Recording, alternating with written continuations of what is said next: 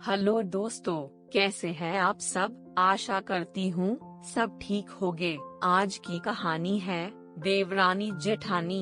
नैना और रेखा यह दोनों देवरानी जेठानी थी। जेठानी नैना नौकरी करती थी और देवरानी रेखा यह घर संभालती।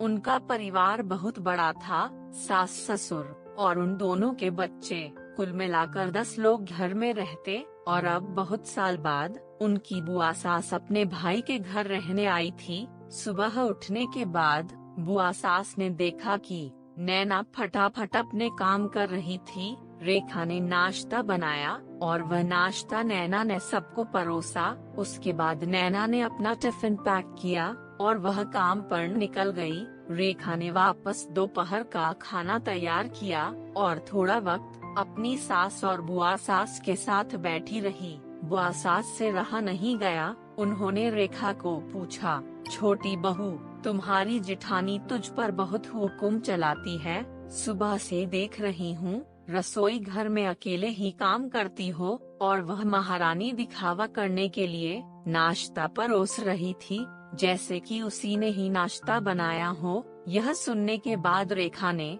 बुआ सास के तरफ देखा और बोली, बुआ जी, ऐसा कुछ नहीं है।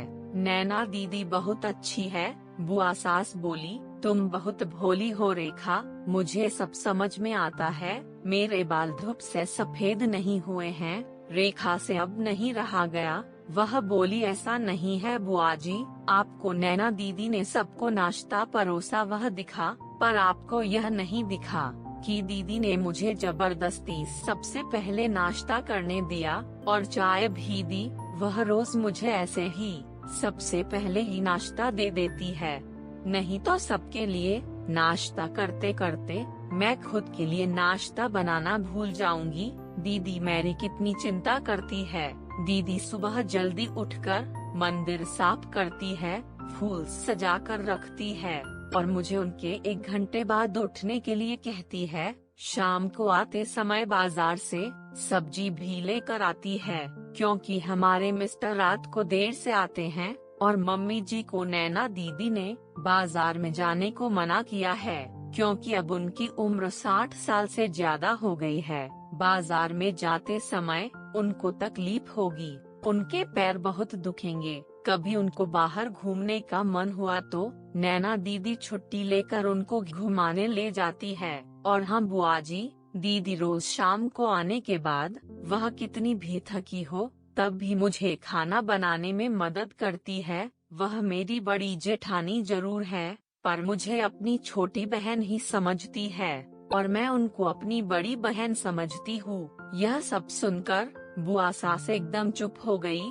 उनकी चुगली रेखा के आगे टिक नहीं पाई। शाम को नैना सब्जी की थैली रेखा के पास देते हुए बोली, सब्जी के साथ तुम्हारे मनपसंद लेखक की किताब भी उसमें है। यह सुनकर रेखा खुश हो गई। नैना को थैंक यू बोलकर सब्जी की थैली किचन में रखकर वह अपने रूम में चली गई। उतने में बुआ ने नैना को आवाज दी, बड़ी बहू जरा यहाँ आना। वह बोली, नैना तू इतनी मेहनत करके पैसे कमाती है और ऐसे फालतू में किताब खरीदी करके मुफ्त का खर्चा करती हो, वह भी अपनी छोटी देवरानी के लिए।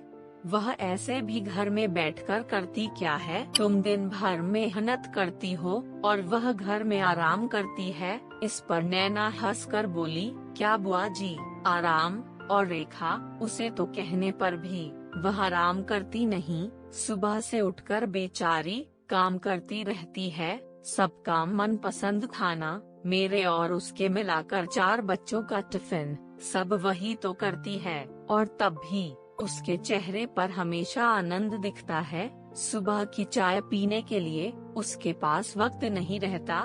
दोपहर को जब बच्चे घर आते हैं तो उनका खाना, होमवर्क सब वही देखती है। इसलिए मुझे बच्चों का टेंशन नहीं है और इसलिए ही मैं ऑफिस में मन लगाकर काम कर पाती हूँ। कुछ दिन पहले ही मुझे प्रमोशन मिला है। इसके अलावा मम्मी जी और पापा जी की दवाइयाँ कभी खत्म हो गई और कभी लाने की हो तो वही ध्यान में रखती है। घर में कोई मेहमान आए तो उनकी मेहमान नवाजी भी वही करती है। बुआ जी, घर और बच्चे संभालना छोटी बात नहीं है। इतना सब सुनकर बुआ जी की तो बोलती ही बंद हो गई। नैना कभी कोई शिकायत नहीं करती है, वह सब काम कर लेती है। वह सिर्फ पढ़ना पसंद करती है। फिर मैं मेरी छोटी बहन के लिए इतना नहीं कर सकती? मैं नहीं करूँगी तो फिर कौन करेगा?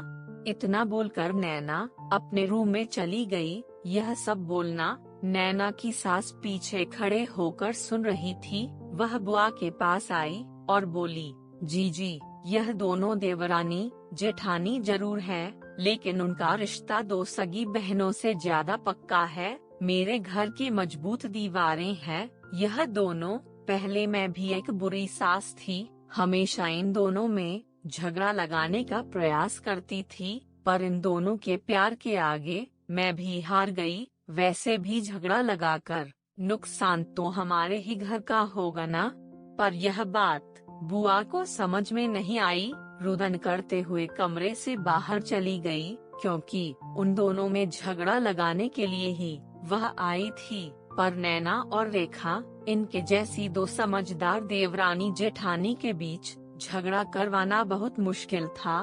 तो दोस्तों, नैना और रेखा, इनकी जैसे समझदार देवरानी जेठानी जिस घर में होंगे, उस घर का कोई बुरा नहीं कर सकता। जिस घर में ऐसी बहुएं होंगी, वह घर स्वर्ग बन जाएगा। तो दोस्तों, ये थी हमारी आज की कहानी। आपका क्या कहना है इस कहानी के बारे में? कमेंट करके हमें जरूर बताएं। वीडियो को लाइक कर दीजिए और इसी तरह की कहानियाँ लगातार देखने के लिए चैनल को सब्सक्राइब करके घंटी को दबाकर ऑल पर सेट कर लीजिए, ताकि आने वाली वीडियो का नोटिफिकेशन आपके पास तुरंत पहुँचे। मिलती हूँ अगली वीडियो में। धन्यवाद।